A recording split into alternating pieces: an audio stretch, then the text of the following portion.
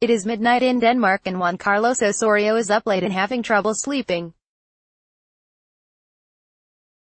Having recently arrived in Europe from Mexico with the Mexican national team, Osorio is wrestling with the time difference. His insomnia is only made worse by the million-piece jigsaw puzzle in his mind he is working feverishly to solve. The puzzle is the winning game plan that transforms his Mexican team into something special, a group greater than the sum of its parts.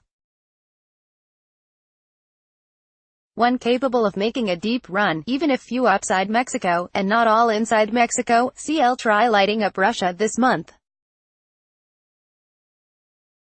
Osorio has spent months traveling the world in search of knowledge, advice, historical precedents and motivational tools to convince his team that reigning champion Germany can be beaten, and that falling in the tournament's round of 16 doesn't have to be Mexico's fate, as it has been for 6 straight World Cups. "We're going to try and play and attack against anybody, regardless of how big a team they are, and try to win games by playing without fear," Osorio told Goal in an exclusive interview. "In the past, for Mexico in World Cups, I think the idea was to not concede goals and see what happens at the end. That's fair, and fine, but this time around we will try to be more offensive-minded and more driven towards winning games rather than just waiting until the end and seeing what happens." Both during his tenure as Mexico coach, and in his research into the program's past, Osorio noticed a trend he set out to destroy.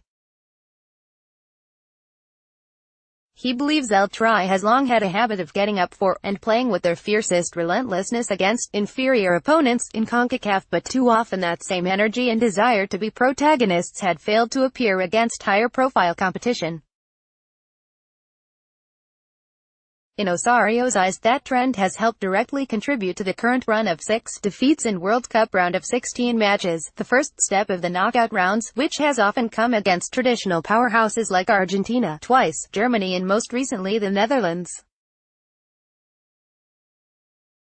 But the streak also includes a loss to Bulgaria in 1994 and the memorable 2002 loss to the United States. In Mexico, the elusive 5th World Cup game has developed its own legend, but Osorio doesn't buy into the myth. When he looks at the streak, he sees Mexican performances that simply weren't good enough to win, even the controversial loss to the Netherlands in 2014, which was ultimately decided by a questionable penalty. "We cannot spend time thinking about curses or bad luck or bad decisions. I'd only care to deal in what is real," Osorio said. "To win those kind of games, you must be proactive and you must be willing to attack and you cannot be afraid to fail. It's about being proactive and positive," Osorio said.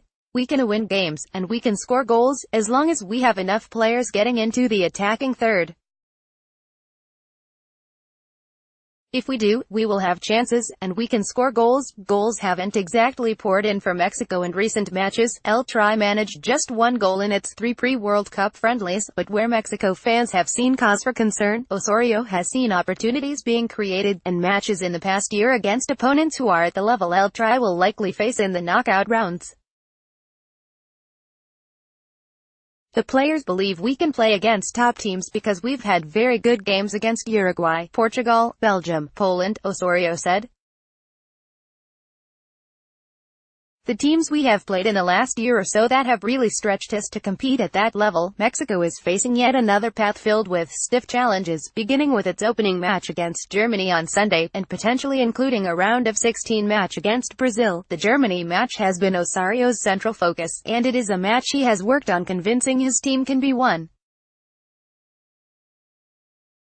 Germany is the heavy favorite as reigning World Cup champions, and because of its 4-1 win against Mexico in last year's Confederations Cup.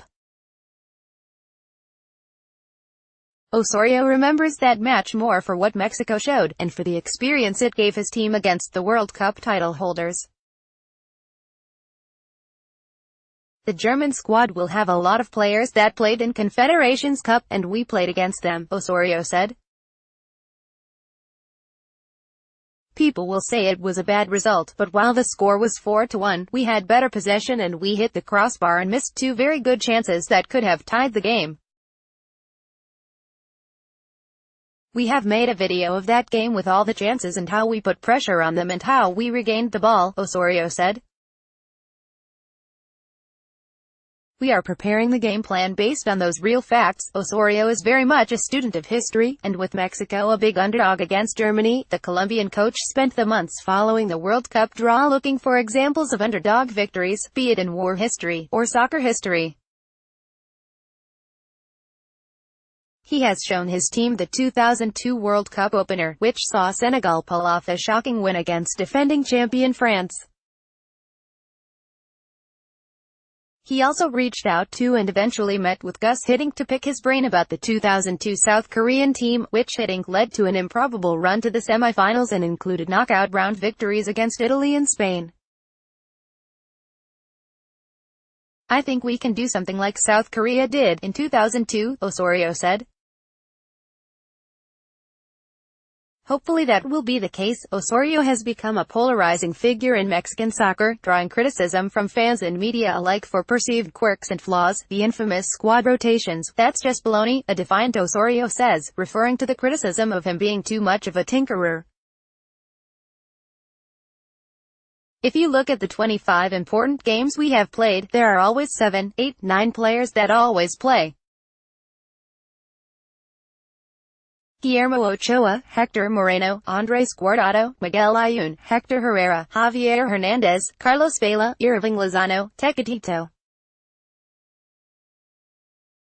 Then there is the misconception that I have a problem with short players, and prefer tall players," Osorio said. "I never mentioned the height of the player. I have mentioned that we need to be strong in the air, but I'd never say anything about short players. There's talk that certain players aren't here because they're short, but the fact of the matter is our team is full of players who would be considered short, so it's all BS." Osorio has tried hard to conceal his team's tactical approach heading into the tournament, and specifically Sunday's opener against Germany. Part of the reason it is tougher to project Mexico's tactical strategy is because Osorio has succeeded in implementing a variety of formational setups. "One of the improvements that we have made as a team is the fact that we can play in 3 different systems and the players are pretty adapted to that," Osorio said. "They have embraced the way we prepare and the way we approach the game, and that's a big achievement because now going into games we have a plan A and plan B and we can adjust depending on what we need. As much as the current El Tri squad is widely regarded as the most talented group in Mexican national team history, it still isn't a team strong enough to coast through the group stage playing less than its best, not with a tough Sweden team being a real threat to grab one of the 2 spots in the knockout rounds. El Tri is going to need finished chances, avoid defensive mistakes, and draw top efforts from its leaders. We need our top 5-6 performers performing really well," Osorio said.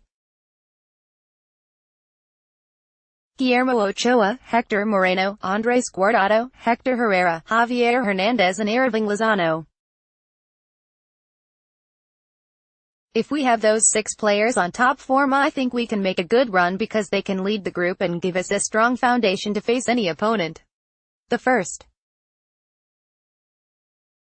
opponent may be the toughest, but Sunday's opener against Germany also offers his team the opportunity to shock the world, and build the kind of confidence that could carry the Mexicans far in Russia. We're going to play against the world champions, and that's a fantastic opportunity," Osorio told Goal. "We're going to compete against the best, and that's what we're in this sport for. All of my life I have been dreaming of playing against the world champions and this is it for me.